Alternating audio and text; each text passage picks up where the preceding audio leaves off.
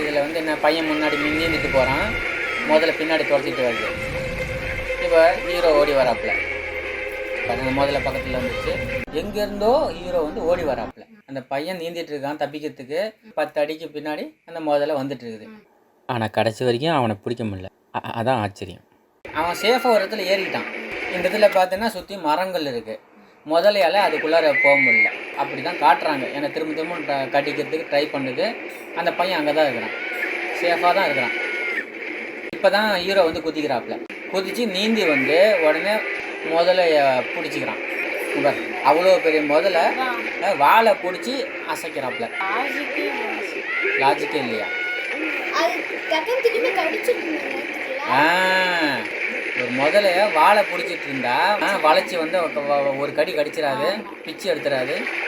Hero வந்து என்ன சொல்கிறாப்புல, பையனை அந்த இடத்த விட்டு இறங்கி ஓடு, அங்கே இருக்காதுன்ற மாதிரி சொல்கிறாப்புல. ஆனால் இந்த இடத்துல அதுக்கு அவசியமே இல்லை. அவனே சேஃபாக தான் இருக்கான். ஏன்னா அவனை சுற்றி தண்ணி இருக்குது. திரும்பவும் தண்ணியில் குதிச்சா ஆபத்து தானே. ஏதோ ஒரு மரத்தில் கொஞ்சம் அவசரத்தில் போய் ஏறி சேஃபாக உட்காந்துப்போன்னு சொல்லணும். இப்போ கத்தி எடுத்து வைக்கிறாப்புல வாயில், கத்தியால் அட்டாக் பண்ணணுன்ட்டு. ஏற்கனவே ஃபஸ்ட் அட்டம்ப்ட்லேயே கத்தியை யூஸ் பண்ணியிருக்கலாம். வாழை பிடிச்சி ஊன்னு முயற்சி பண்ணிகிட்டு இருந்தது லாஜிக்கே இல்லை தானே. ஏன்னா உன்கிட்ட கத்தி இருக்குது, உன்கிட்ட கத்தி ஏற்கனவே இருக்குது, அதை வச்சு நீ அட்டாக் பண்ணாமல் கையால் அப்படி எப்படி ஹல்க்குங்கிற நினைப்பா என்னன்னு தெரில. மேலே ஜம்ப் பண்ணி அட்டாக் பண்ணுறாப்புல. முதல்ல மேலே உட்காந்துக்கிட்டு முன்னாடி இன்னொரு முதல்ல பையனை துரத்திட்டு இருக்கிறத பார்க்குறாப்புல. முதல்ல மேலே உட்காந்து இப்படி பார்க்க முடியுமாம்மா? அது உட்காந்தாவே திருப்பி விடும், தள்ளி விடும், ஏதாவது பண்ணும். மேலே ஏறி அதை திருப்பி விட்டு கீழே அழகாக கத்தியால். இந்த சீனை பார்த்தா ஒரு விஷயம் தெளிவாக தெரியுது.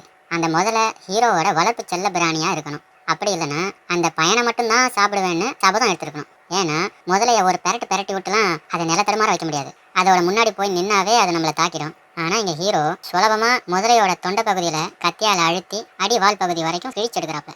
இப்படி கிழிக்கணும்னா ஒன்று நிலையான பிடிமானத்தை வச்சுக்கிட்டு கத்தியால் அப்தினா நீந்திக்கிட்டு இருக்கிற முதலையோட தோலில் கிழிப்படும். அப்படி இல்லையா ஹீரோவோட காலில் விசைப்படகுகள் இருக்கிற மாதிரி உந்து விசைக்கான அமைப்பு எதையாவது கட்டி விட்டாதான் இப்படி நீட்டமாக கிழிக்க முடியும். அப்படியும் இல்லைன்னா முதலைய பாகுபலி ஸ்டைலில் தூக்கிட்டு வந்து கரையில் மல்லாக்கா படுக்க போட்டு கிழிக்க வேண்டியதுதான்.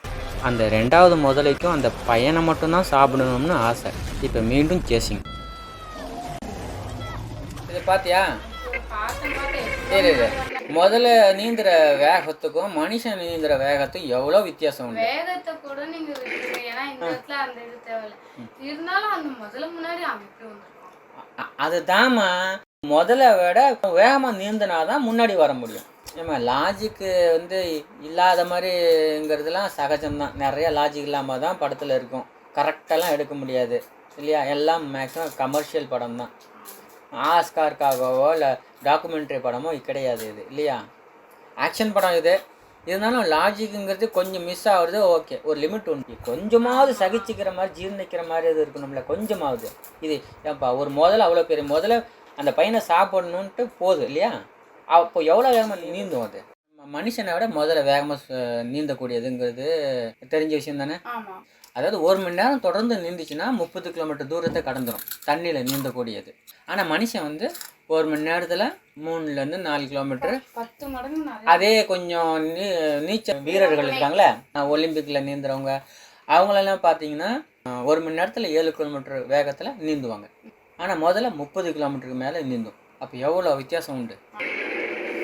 அதாவது ஹீரோ வந்து செம்மையாக ஒரு கெத்து காட்டணுங்கிறதுக்கோசம் இந்த சீனை உருவாக்கியிருக்காங்கம்மா. இந்த யதார்த்தத்தெல்லாம் யாரும் பார்க்கல.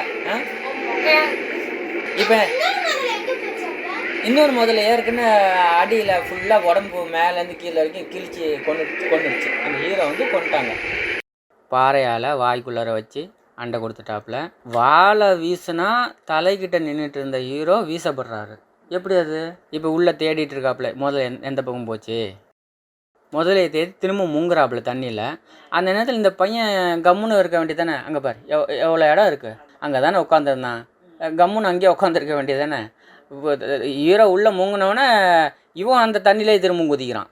எதுக்குன்னு தெரில. அவனை காப்பாற்ற பின்னாடியே துரத்திட்டு போகிறாப்புல. இது தண்ணியிலேயே நீந்திக்கிட்டே இருக்கணும்மா. தண்ணியில் சேசிங் சீன் வைப்போமே அப்படின்னு முடிவு பண்ணியிருப்பாங்க போல இருக்குது. இப்போ எந்த பக்கமாக போன அந்த முதல்ல வந்து திரும்பவும் வந்து அந்த ஹீரோவை விட்டுட்டு அந்த பையனை தான் பிடிப்பேன்ட்டு பையன் காலை கப்புன்னு பிடிச்சிருச்சு. இப்போ பாரு இதை வந்து தூக்கி வீசுவாப்புல ஒரு அவ்வளோ பெரிய முதல்ல எப்படிமோ அது ஒத்த கையில் வீச முடியும். அதுவும் அந்த கத்தியினோட ஒரு புடியை பிடிச்சி முதல்ல உடம்பு ஃபுல்லாக மேலே ஒரு டைவு. அப்படின்னா இதை ஃபர்ஸ்டே செஞ்சுருக்காங்க. முதல்லயே ஓடி வந்து ஜம்ப் பண்ணப்பவே இந்த வேலையை பண்ணியிருக்கணும். சரி. எவ்வளோ எத்தனை முறை தான் அந்த பையன் எவ்வளவு தூரமா தூக்கி போட்டிருப்பா. சரி எல்லாத்தையும் விடு, டைரக்டரை விடு, கேமராமேனை விடு, ப்ரொடியூசரை கூட விடு, நடிக்கிற ஹீரோ இருக்காங்க இல்லையா, ஹீரோக்குன்னு எத்தனை ஃபேன்ஸ் இருக்காங்க. ஃபேன்ஸுங்க நமக்கு இவ்வளோ இருக்காங்க, அதுவும் இந்த காலத்து ஃபேன்ஸுங்க. கொஞ்சமாவது லாஜிக் இருக்கட்டும். சுத்தமாக லாஜிக் இல்லாமல் எடுத்தோம்னா நமக்கு தான் பழைய படம் தான். அப்படின்றது ஹீரோக்களுக்கு தோணணுமா இல்லையா? ஒரு முதல்ல அதனோட வேகம் என்ன, மனுஷனோட வேகம் என்ன, அதுவும் முதல்ல தண்ணியில் வாழ்கிற முதல்ல இல்லையா. மனுஷனால் முதலைய ஜெயிக்கவே முடியாது தண்ணியில்.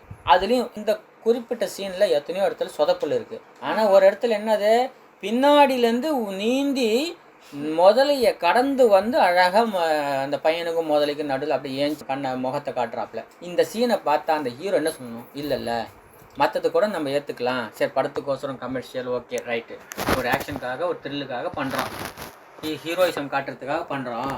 ஆனால் இந்த இடத்துல முதலைக்கு பின்னாடியிலேருந்து நீந்தி வந்து முதலை தாண்டி நான் வர்ற மாதிரி காட்டுறது வேண்டாம், இதை இந்த சீனை மட்டும் மாற்றுங்கன்னு சொல்லியிருக்கணுமா இல்லையா? எப்படி கண்ணு மூடித்தனமாக ஹீரோக்களே இப்படி பண்ண எப்படி? நம்ம சும்மா பார்த்து கமெண்ட் போக வேண்டியதான். சும்மா பார்த்து கமெண்ட் அடித்து போக வேண்டியதானே? படம் நல்லா இருந்தா நல்லா இருக்குன்னு சொல்றாங்களா, அவங்களுக்கு தான் லாஸ்ட். ஆனால் உண்மை தானே, படம் நல்லா இருக்கோ இல்லையோ போகிறோம் பார்க்குறோம் பணத்தை கொட்டுறோம் இல்லையா. ஏன்னா ஹீரோ மையமாக வச்சு எடுக்கிற படம் எல்லாமே எப்படி இருந்தாலும் மற்றவங்க பார்க்குறாங்களோ இல்லையோ ஃபேன்ஸுங்க பார்த்துருவாங்க.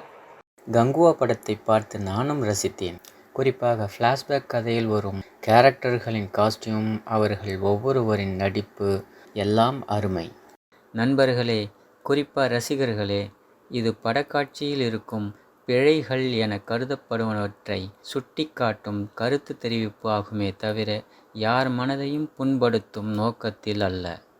ஒரு படத்தில் நடிப்பவர்களை கதையில் வரும் கதாபாத்திரமாகவே பார்த்து படத்தை ரசிப்போம், மகிழ்வோம்.